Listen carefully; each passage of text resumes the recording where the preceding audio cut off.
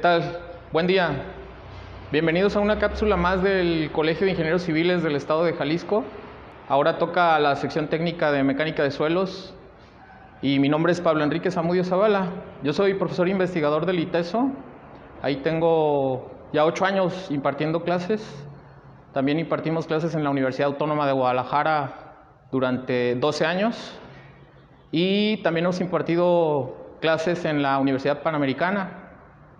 Adicionalmente, soy director de Estudios Sísmicos Grado 7 y también director técnico de Estudios Geotécnicos Especializados EGE. También soy evaluador líder de la Entidad Mexicana de Acreditación en el área de laboratorios de ensayo para construcción. Y bueno, durante 20 años nos hemos dedicado a la geotecnia sísmica, todo lo que tiene que ver con los suelos y los sismos y cómo se mueven los suelos cuando existe alguna solicitación dinámica del tipo sísmica. En particular vamos a hablar ahora del peligro sísmico de la zona metropolitana de Guadalajara. Vamos a ver si Guadalajara y su entorno sí es una zona que tiene potencial de sismos, porque durante muchos años se ha creído que en Guadalajara a lo mejor casi no tiembla o que tiembla muy poco. Pero realmente esto no es así. Lo que pasa es que la pérdida de la conciencia sísmica a través del tiempo se da precisamente porque los sismos son muy esporádicos, tienen periodos largos de retorno, por eso es que no se tiene tan fresca la memoria sísmica en ocasiones, ¿no? Entonces, primero les voy a hablar del modelo conceptual de lo que es el riesgo sísmico. El modelo de respuesta de un sismo está dado precisamente primero por el movimiento sísmico en la parte de la roca basal. Cuando se detona un sismo, precisamente sismo significa rompimiento repentino de la roca, entonces se libera energía en una falla sísmica, esta se traslada mediante un tren de ondas sísmicas que arriban a cierto sitio y luego las ondas sísmicas se propagan hasta la superficie del terreno y luego esas ondas en la superficie del terreno hacen que las estructuras pues se muevan. En particular en Guadalajara hay un entorno sísmico importante porque está precisamente enclavado en una zona sismotectónica, es decir, tenemos varias fuentes sísmicas que pueden trasladar eventos hasta el área metropolitana de Guadalajara ahora, con los 9 municipios conurbados que tenemos en este momento. Y bueno, las fallas principales son los graben, que en realidad pues son rift, y dentro de esos rift hay varios gravens, pero es el graben o rift de Tepic-Zacualco, el rift de Colima y el rift de Chapala-Tula, o el rift de Chapala, el rift de Tepic y el rift de Colima. Adicionalmente está la zona de subducción y vamos a ver también que hay algunas otras zonas sismogenéticas que pudieran afectar al área metropolitana de Guadalajara con algunos sismos de manera local. También los sismos podemos considerarlos cíclicos y cuando en alguna zona, como es este caso de esta imagen, nos dice, por ejemplo, que hay una zona en la que no ha habido sismos en un periodo de retorno largo, y pues lo que estamos viendo aquí es que puede ser que próximamente los sismos se den en donde no ha habido una ruptura de las placas, o donde no se han movido las fronteras entre las placas, no han tenido actividad, y entonces lo más probable es que ahí suceda un terremoto, ¿no? Entonces a eso se le llama brecha sísmica o gap. Y cerca de Guadalajara también tenemos en la zona de subducción algunos gaps que pudieran representar peligro o amenaza. En esta otra imagen pues se ven todos los sismos que ha habido desde 1900 hasta la actualidad, y lo que podemos ver aquí es que en un radio de 250 kilómetros con centro en el área metropolitana de Guadalajara, pues la actividad sísmica es muy elevada, ¿no? Entonces sí estamos dentro de un marco tectónico sísmico importante.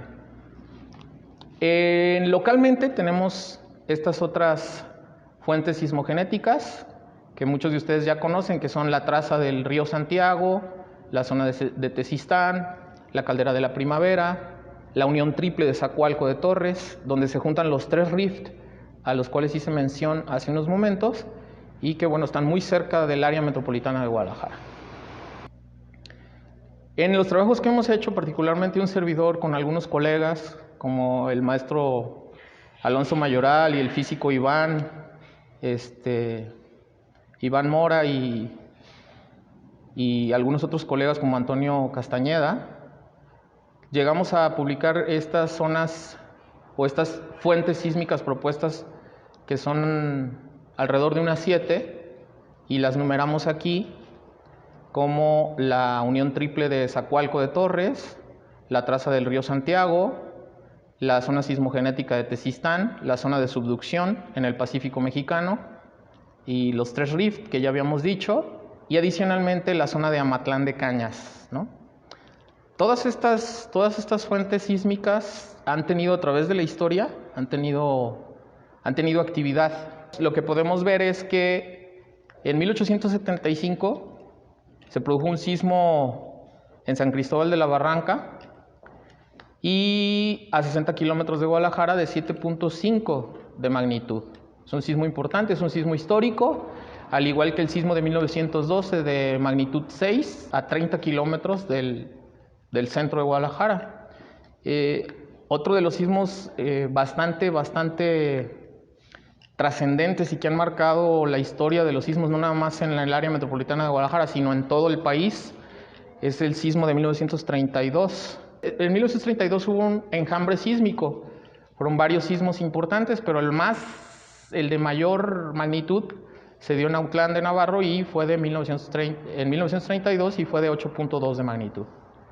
Luego el macrosismo de 1995, que quizá todos ustedes sintieron, en Manzanillo, se dio el epicentro por ahí en las costas de Manzanillo y se estima una magnitud de 8. Esos son los sismos más importantes, pero adicionales a estos ha habido muchísimos sismos históricos que se han, algunos de ellos, instrumentados en eras recientes, pero en eras pasadas, pues no. Bueno, también es importante y fundamental entender el crecimiento que ha tenido el área metropolitana de Guadalajara, ahora con 9 municipios, ¿no? Antes 4 municipios en la metropolitana de Guadalajara. Es todavía mayor la concientización que se debe generar en cuanto a el peligro sísmico del cual hemos hablado durante estos minutos, ¿no?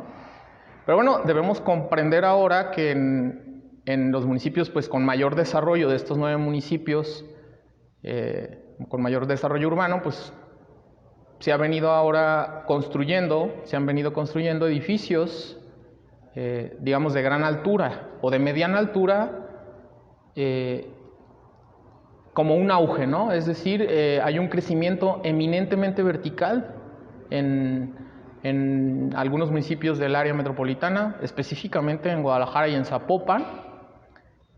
Y entonces esta dinámica del crecimiento vertical nos hace tener un poquito más de conciencia y una necesidad en el cambio normativo, en el cambio de la toma de datos, de las consideraciones en el análisis sísmico, tanto de la parte geotécnica como de la parte estructural.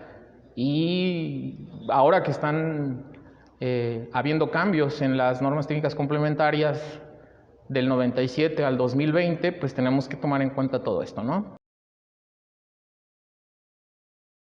Hay un modelo conceptual del riesgo. Siempre en el modelo conceptual del riesgo pongo un ejemplo básico, porque el riesgo se calcula por factores, ¿sí? El peligro que ya vimos, que es todo lo que envuelve a una zona, si está cerca o no está cerca de fuentes sísmicas con alta probabilidad de ocurrencia de sismos y de diferentes magnitudes, incluso de gran envergadura, de terremotos. Esa es toda la amenaza que se tiene. y ya vimos que en el área metropolitana de Guadalajara existe ese peligro, ese potencial sísmico. Entonces todo eso se multiplica por la vulnerabilidad física de las estructuras y la vulnerabilidad social, que la vulnerabilidad social tiene ahí varios mecanismos de medición. Uno de ellos es el rezago social, otro de ellos es la capacidad de respuesta del municipio, de las autoridades y de la sociedad en el municipio. Otra de las maneras de medir la vulnerabilidad social es mediante el conocimiento de la sociedad del fenómeno perturbador, en este caso de los sismos. Y bueno, todo eso se engloba solamente en la vulnerabilidad social. Entonces tenemos por una parte esa vulnerabilidad social, por otra parte la vulnerabilidad física, y que se multiplica por el peligro. Normalmente en los modelos conceptuales del riesgo a nivel mundial también se toma en cuenta el tiempo en el que pudiera estar expuesto la sociedad o la estructura al fenómeno, ¿no? Entonces también se introduce en el modelo el factor de tiempo de exposición. En ese orden de ideas, como ven, todo se multiplica y nos da el riesgo. Entonces tenemos el potencial o peligro sísmico, la vulnerabilidad y el tiempo de exposición. Siempre trato de hacer esta analogía. ¿Qué es el peligro? Si estamos cerca o no cerca de fuentes sísmicas. Bueno, el peligro no es otra cosa más que, por ejemplo, si estamos en un parque, vamos a patinar, por ejemplo, y que alguien arroje una cáscara de plátano. Entonces ahí hay peligro. Si la cáscara de plátano no hubiera sido arrojada, pues no hay peligro. Pero hay peligro presente porque la cáscara está en el camino. ¿Qué es la vulnerabilidad? Bueno, vamos a suponer que yo puedo o no ponerme casco, rodilleras, espinilleras, coderas. Y entonces, obviamente, si no llevo el equipo de protección personal para patinar, bueno, pues voy a tener una mayor vulnerabilidad. Si existe el peligro, es decir, está ahí la cáscara de plátano o algunos otros obstáculos, está el peligro, pero yo llevo el equipo de protección, entonces el riesgo se mitiga. Y si no existe la cáscara de plátano, no existen obstáculos, bueno, pues como no hay potencial, no hay peligro, pues aunque haya alta vulnerabilidad, también el riesgo es mínimo. El problema es que el riesgo es alto cuando existe el peligro, existen los obstáculos, existe la cáscara y la vulnerabilidad es alta porque yo no tengo la preparación para enfrentar ese peligro. ¿Sí? Eso es riesgo sísmico. Bueno, pues para atacar esto del riesgo sísmico, los especialistas en el fenómeno estudian todo lo que vimos sobre el peligro, estudian toda la vulnerabilidad y lo mezclan en modelos conceptuales de riesgo donde se conjunta la información del peligro y la vulnerabilidad y en mapas que se pudieran decir temáticos, es una cartografía especializada en sistemas de información geográfica y se puede generar formatos raster o lo que se conoce como shape y por ahí analizar un montón de situaciones para poder mitigar el riesgo. Tenemos que comentarles también que adicional a estas normas técnicas complementarias del 2020 para diseño y construcción de cimentaciones, existen unas normas técnicas complementarias de peligro sísmico, específicamente de lo que hablamos en la primera parte, y existen otras normas técnicas complementarias para diseño por sismo de las estructuras, que es un poquito de lo que hemos venido hablando en la segunda parte, ¿no? Pero ahorita vamos a hacer un resumen sobre las normas técnicas complementarias para diseño y construcción de cimentaciones, capítulo 6. Vamos a platicarles cómo todo esto tiene que ver con la generación de las nuevas normas técnicas complementarias para diseño y construcción de cimentaciones, específicamente del capítulo 6, que es el capítulo de geotecnia sísmica. Resulta pues fundamental e importante el que todo esto que hemos platicado sea aterrizado en la actualización del reglamento, particularmente de las normas técnicas complementarias. Desde 1997 el reglamento no se había modificado, Actualmente están participando muchísimos ingenieros civiles, investigadores, académicos en esta actualización. Y bueno, a nosotros nos ha tocado participar, intervenir en lo referente al capítulo 6, que les decía que es la geotecnia sísmica. En este orden de ideas, además de las zonificaciones que ya les presenté de la zona metropolitana de Guadalajara, que las hicimos tanto para un sismo determinado de manera probabilista como para un sismo determinado de manera determinista, también pues hemos hecho algunos trabajos en cuanto al fallamiento provocado por los sismos en los suelos. Por ejemplo, uno de los fenómenos que hemos investigado y que también por ahí van a ver algunas imágenes son el fenómeno de resonancia y el fenómeno de licuación. En los trabajos de resonancia lo que hemos hecho es, después de haber obtenido los periodos fundamentales de vibración de los suelos, como les decía yo, todo un periodo que tarda el suelo en venir, la frecuencia dominante, en ir y venir. Esa frecuencia la corroboramos o la comprobamos con la frecuencia de las estructuras que domina la estructura, que también es una sola frecuencia, y entonces lo que hacemos es interrelacionar esa información, es decir, ponemos un mapa de los periodos dominantes del suelo, otro mapa de las frecuencias dominantes de las estructuras, y a la hora de utilizar una álgebra de mapas podemos ver qué tanto pudiera entrar en resonancia la estructura por coincidir su periodo con el del suelo. La licuación es otro fenómeno que también debemos de tomar en cuenta en las normas técnicas complementarias y que también lo hemos tenido a bien todos los que estamos participando en la elaboración de las normas. Es un fenómeno que se da en los suelos, particularmente en las arenas que están saturadas, que tienen o presentan niveles de agua freática superficial, que además son arenas uniformes, es decir, que todos los tamaños de los granitos son muy similares, y si viene un sismo va a provocar un aumento en la presión de poro y esto va a hacer que se dé el fenómeno de licuación. Entonces nosotros hemos puesto por ahí en las normas técnicas un apartado para considerar que se puede dar licuación en la zona metropolitana de Guadalajara, en el área metropolitana de Guadalajara. Otros de los mecanismos de falla que hemos identificado que pueden presentarse en el área es el fallamiento por subsidencia en la compactación.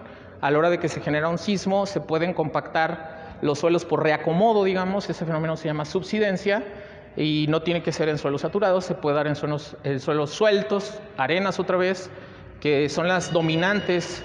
Otro fenómeno que se ha venido estudiando y que también va a aterrizarse en las normas técnicas complementarias 2020 es el fenómeno de fallas por deslizamiento de taludes generados por movimientos sísmicos, por fuerzas dinámicas, y entonces también proponemos ahí en las normas algunas metodologías, algunos métodos para poder considerar estos efectos y mitigar la acción de estas fuerzas sísmicas en los taludes. Y por último, también en este capítulo 6 de geotecnia sísmica estamos considerando la posibilidad de la falla en retenciones, y algunos especialistas, algunas investigaciones dan para poder analizar este fenómeno de falla en retenciones, que también va a ser canalizado en las normas técnicas del 2020.